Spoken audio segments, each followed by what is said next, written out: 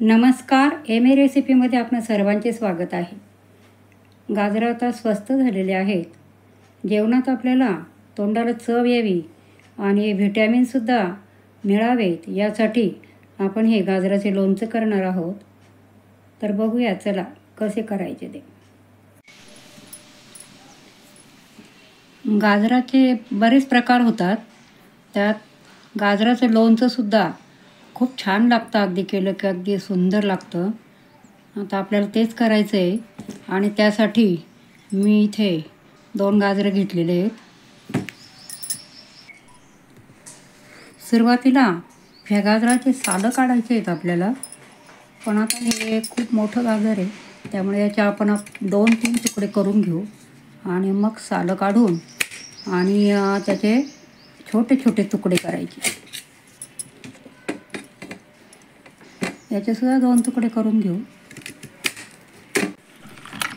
गाजरं आधी स्वच्छ पाण्याने धुवून घ्यायचे असे आणि पुसून आणि मग त्याच्या फोडी करायच्या आहेत. मी गाजराचे इथे अशा प्रकारे तुकडे करून घेतलेले आहेत. आपल्याला हवे तसे तुकडे आपण करू शकतात. आता हे थोडे आपल्याला वाफवून घ्यायचे आहेत. इथे मी हे गाजरं याच्यात कुकरमध्ये मी वाफवून घेणार आहे.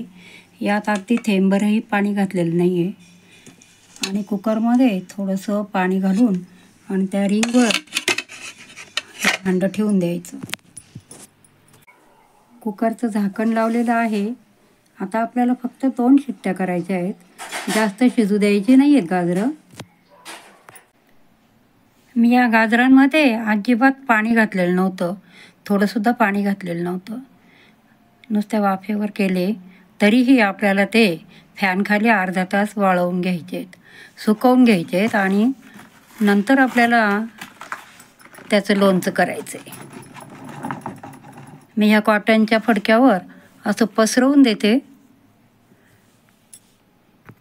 हे गाजराचे तुकडे अर्धा तास असेच फॅनखाली सुकू द्यायचे चांगले आणि नंतर याचं लोणचं घालायचं आहे आपल्याला.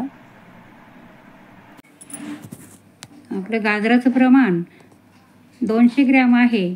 त्यासाठी मी इथे मोहरीची डाळ 50 ग्रॅम घेतलेली आहे, जिरा पावडर घेतलेली आहे, धणे पावडर घेतलेली आहे, हिंग, 3-4 लसणाच्या पाकळ्या घालणार आहे, थोडंसं आलं कुटून घालणार आहे, थोडी लाल काश्मीरी मिरची घेतलेली आहे, थोडं तिखट घेतलेलं आहे आणि हळद घेतली आहे थोडी.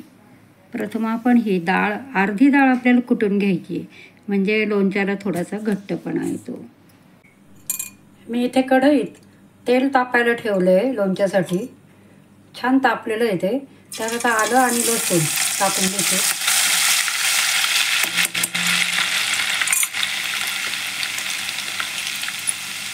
तसंच मोहरीची डाळसुद्धा मी यात टाकून घेते. तेल तापवून आणि गॅस बंद करून घ्यायचा.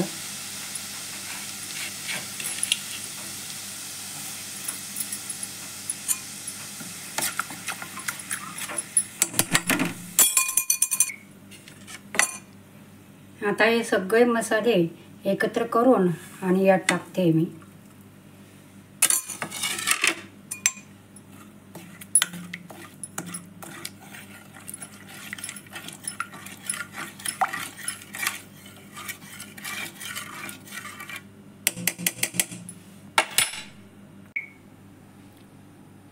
चवीप्रमाणे मीठ टाकून घेऊया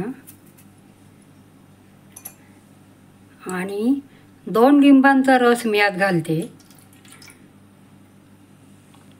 काही लोक यात बडीशोपसुद्धा घालतात, पण मला यात बडीशोप अजिबात आवडत नाही, कारण गाजरे गोड असतात आणि धणेपूड कोणी घालत नाही, पण मी याला घालते. खूप छान लागते अगदी चव.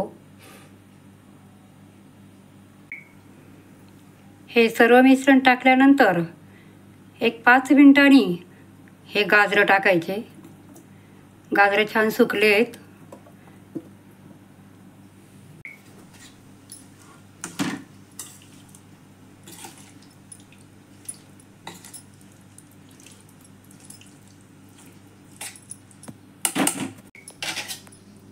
हा थोडासा गाजराचा कीस सुद्धा मी यात टाकते.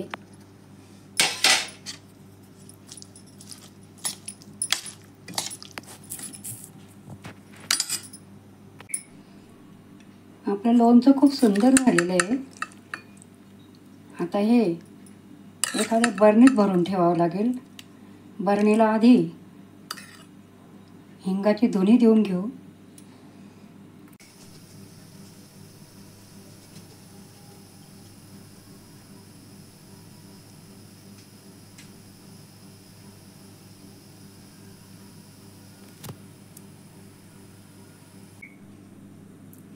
आपल्या गाजराचं लोणचं खूप छान झालेलं आहे.